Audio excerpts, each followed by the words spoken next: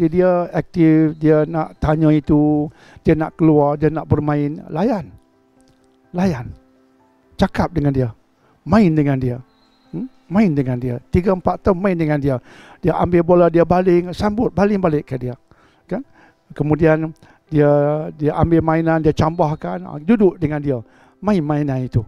Kemudian di hujungnya kita kata okey, put it back, simpan balik, bersama-sama dia simpan balik. Dalam permainan kita mendidik dia. Datang pula abang dia ke, oh saya punya, ajar mereka about sharing. Itu. Tapi bila kita ada, itu akan berlaku. Mereka tak faham tentang sharing, tapi kita yang dewasa duduk bermain, kita ajar sharing, kongsi sama-sama. Ini aktiviti yang kita mau. But we must be with them.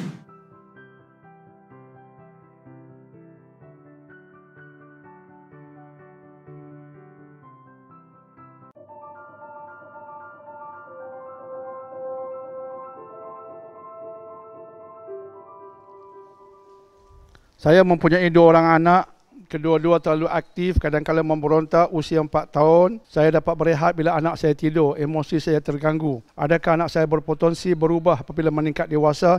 InsyaAllah. Anak 4 tahun begitu aktif, saya rasa itu agak normal. Itu agak normal. Dan bagi saya, Alhamdulillah, itu tanda-tanda itu baiklah keadaannya. Cuma saya baca soalan ini secara umum, tapi ada anak-anak yang bukan sekadar aktif, tapi hyperaktif. Ada yang mengalami hyperactivity. Hyperaktif ni kadang-kadang dia menandakan ada sesuatu yang tidak normal. Tapi hyperaktif ni dia tak boleh tidur, dia terlampau aktif lah. Dia terlampau aktif sehingga dia mencederakan orang, merosakkan harta benda.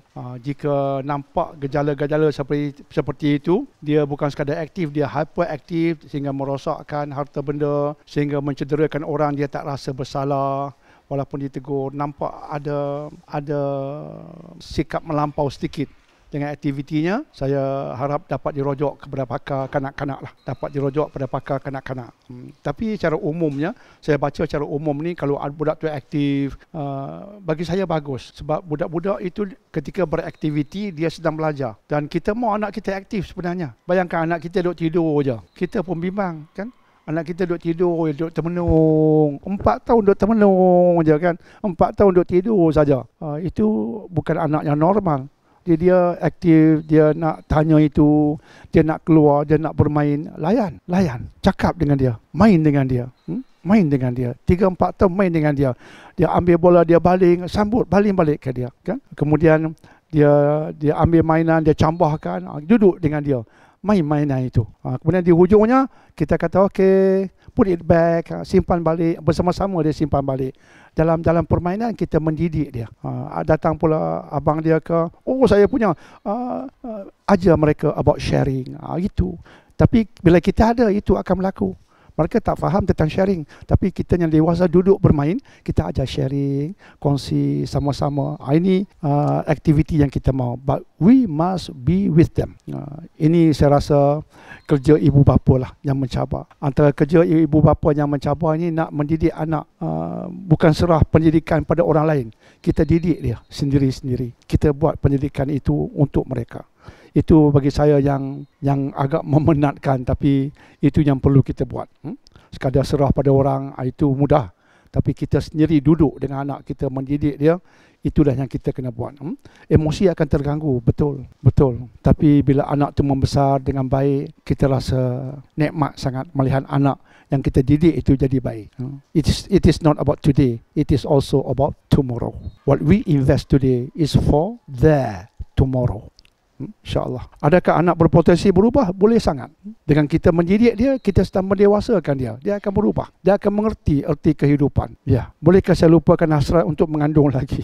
Kerana amat bimbang anak ketiga akan mencontohi anak kedua, dan adakah saya berdosa? Kalau hendak menjarangkan anak, tidak ada masalah. Boleh jumpa doktor yang sah, minta ubat perancang, tak salah. Bukan niat untuk kita buat pembedahan, buang alat mengandung, tidak. Itu sama sekali tidak mau mengandung. Tapi kita ambil ubat perancang, kita menjarangkan anak, menjarakkan kandungan, tak ada salah, boleh, ada keharusan.